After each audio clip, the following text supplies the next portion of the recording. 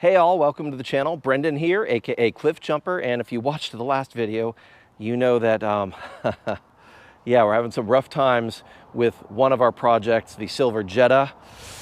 So we'll come back on that one. We may have some interesting news to share on that, so we'll see. But today we're gonna do something a little more fun and lighthearted, and we're gonna deal with a custom fit car cover. So let's check that out.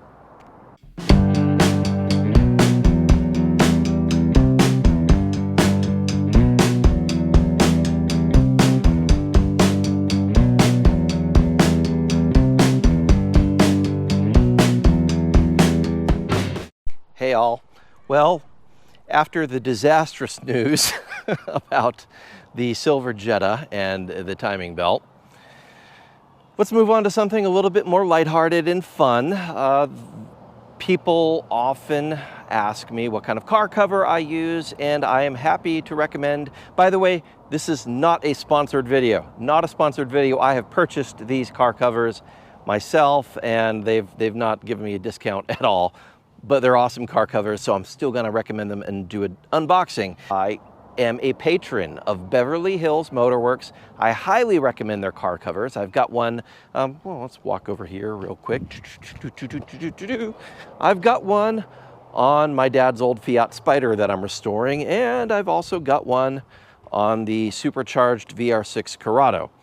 And normally I have one on my Mk4 R32, which you see uncovered at the moment, and that is because the car cover developed a ripped seam, but they have a 5-year warranty and they swapped it out free of charge. Great that they stand behind their product, so I'm just gonna unbox and we're gonna throw on the new cover. So yeah, it comes in a pretty compact cover thing here. I just undid the end of it. This has got instructions about the warranty and cleaning. So if you need to wash it, which I desperately need to wash that one, so we'll be doing that. All right, so pardon my dirty workbench here.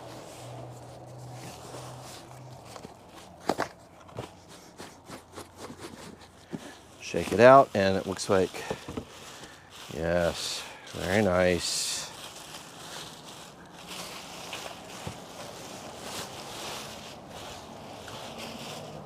All new. Great. Let's put that on the car.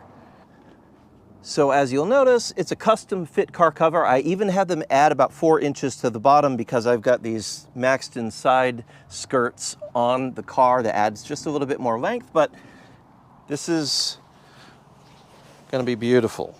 I already had one of these and they just swapped me out for a new one. It's got the mirror pockets on it, which are really helpful for locating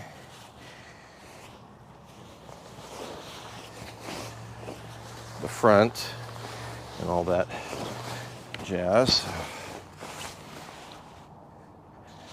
Whenever you undo one for the first time, it's always the kind of the puzzle. And a lot of times they've got it folded inside out, which they do here. So I'm gonna look for mirror pocket number 1. Use that as my starting point. What a stupid video, right? How to put on a car cover. All right, admittedly, not one of my most technical videos. That's all right. Find the other mirror pocket, slide the mirror in. Now we've got both the mirrors. Bring this on back. They put this, I'll show you in a second, they put this massive antenna pocket on here so that if you actually do have the full length whip antenna on the car, the whole thing will fit inside the cover. If you've got a little stubby one, like most people, there's just a lot of extra. Yeah, all right. Make sure it's tucked all the way around. Fabulous. Okay, show you what we're doing here. So as you can see, it really is custom fit to the R32. Goes all the way down around the Cupra front end, got the Maxton side skirts, covers all of those all the way around and still has room to go deep underneath. Fits the body lines really, really well. Obviously, this is brand new. I even have the little mini wing on the back. It fits well here. Here's this massive antenna pocket that I was talking about. This is just ridiculous. So, yeah, if you if you have the stock antenna, it'll take it. Otherwise, it's kind of ridiculous hanging out there. But whatever. I'm happy with it. It does a great job of protecting the car from the elements here in Southern California, the sun, and let's see, over there, what looks like clouds, those are not clouds. There's a massive fire happening over there, and that's all stuff from massive fire. In fact, all of this in the sky right now that you see, that's all from a fire, because Southern California, fires, earthquakes, yeah, mostly fires. Anyway, I'm noticing that this is not branded with Beverly Hills Motorworks, so I think we've just learned a new secret. It's Covercraft. Normally, they've got a Beverly Hills brand on it. I'll show you on my other car. And so they must have just, yeah, Beverly Hills Motoring Accessories. There's the phone number, the website, if you want to avail yourself. And the Fiat has it also. So apparently they rebrand through Covercraft. Good to know, because Covercraft is a great brand.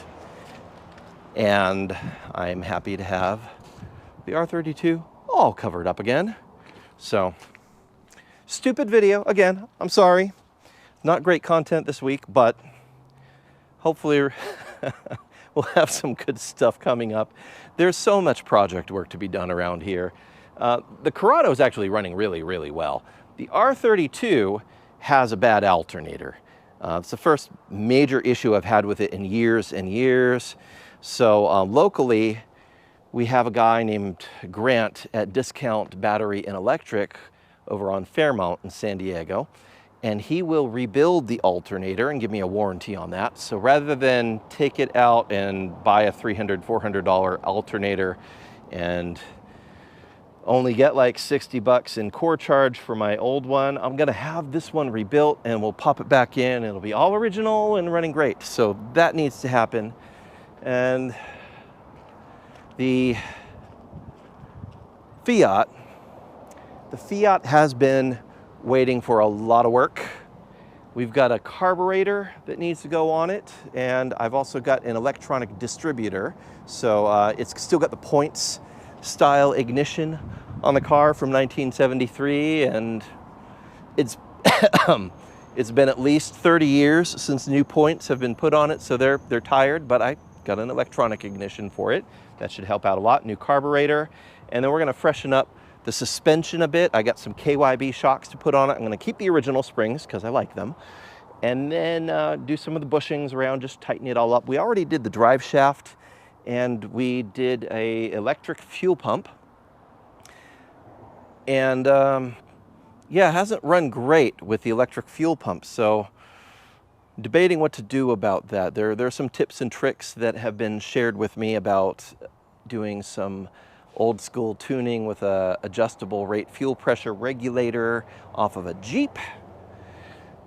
Somehow it works, great. So that's gonna happen, and then body and paint at some point in time. And let's see, what else do we have going on? My daughter's Jetta, also a Mk4 Jetta. Who imagined one of those would have problems, but it needs an alternator. I think I have one, actually. While I'm thinking about it, let's go look, because my parts bin, I've shoved random things in random places, and I think I have a Mk4 alternator kicking it. In here, I do. I do have an alternator kicking it in here. All right, so great. That saves me a little bit of expense, so I can swap that onto my daughter's onto my daughter's Mk4. We'll get that rolling. And then of course, sad emoji. My son's Jetta has a dead motor. The timing belt let go.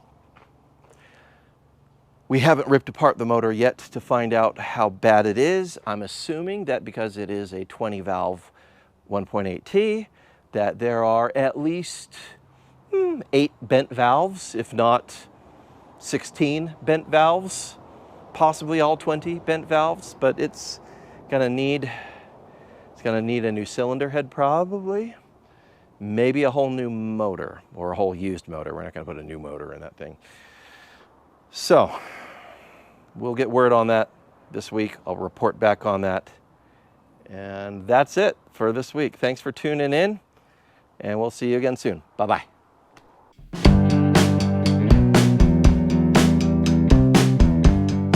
And on that terrible disappointment, it's time to say goodbye. We'll be back.